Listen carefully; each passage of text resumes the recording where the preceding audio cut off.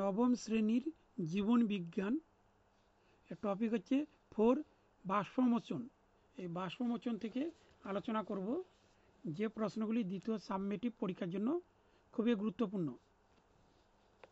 এখানে 1 নম্বর প্রশ্ন হচ্ছে বাষ্পমোচন কি? এখানে উত্তর হবে শারীরবৃত্তীয় প্রক্রিয়া। 2 নম্বর, কোন উদ্ভিদ অঙ্গ বাষ্পমোচন প্রক্রিয়া অংশগ্রহণ করে না? এখানে মূল রোম।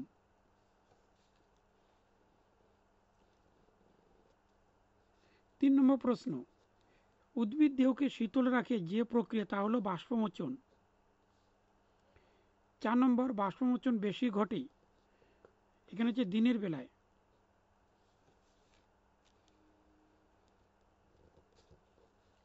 5 নম্বর, কখন বাষ্পমোচন বাড়ে? বায়ু প্রবাহ বাড়লে। 6 নম্বর প্রশ্ন, বাষ্পমোচন বেশি হয় গ্রীষ্মকালে।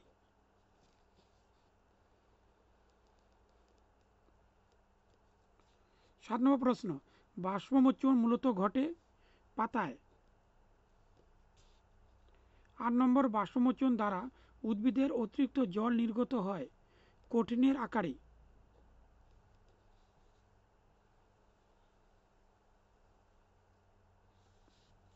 19 নম্বর প্রশ্ন, বাষ্পমোচনের প্রধান স্থান হল মেসোবিল কোষ।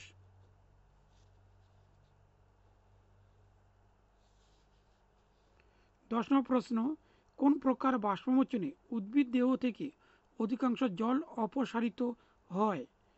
এখানে হচ্ছে পত্ররন্ধ্রীয়। 11 নম্বর, পত্ররন্ধ্রের সংখ্যা বেড়ে গেলে ড্যাশ বেড়ে যায়?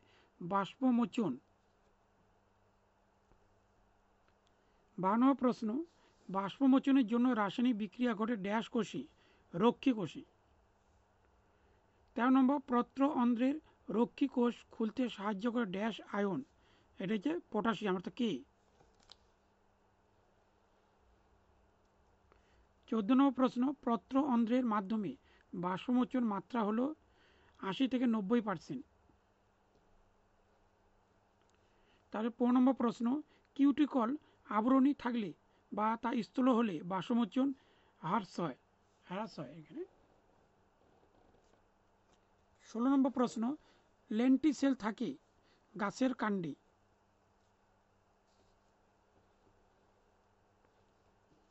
তাহলে 17 নম্বর প্রশ্ন, মোট বাষ্পমোচনের প্রায় কত শতাংশ লেন্টিসেলের দ্বারা ঘটে?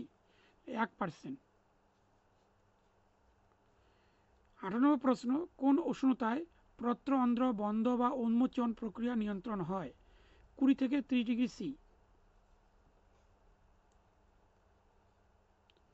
19 নম্বর প্রশ্ন, আলোক বৃদ্ধি পেলে বাষ্পমোচন বৃদ্ধি পায়?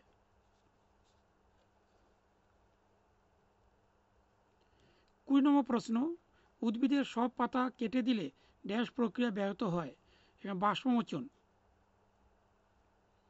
21 নম্বর প্রশ্ন, কার্বন ডাই অক্সাইডের ঘনত্বের বৃদ্ধি বাষ্পমোচনের হার এখানে হচ্ছে হ্রাস হয় অর্থাৎ কম হয়ে যায়। ভিডিওটি যদি ভালো লাগে তাহলে লাইক দাও, আর আমার চ্যানেল নতুন হলে চ্যানেলটিকে সাবস্ক্রাইব করো, আর পাশে বেল আইকনটি প্রেস করে দাও। সম্পূর্ণ ভিডিও মনোযোগ দিয়ে দেখার জন্য সবাইকে ধন্যবাদ।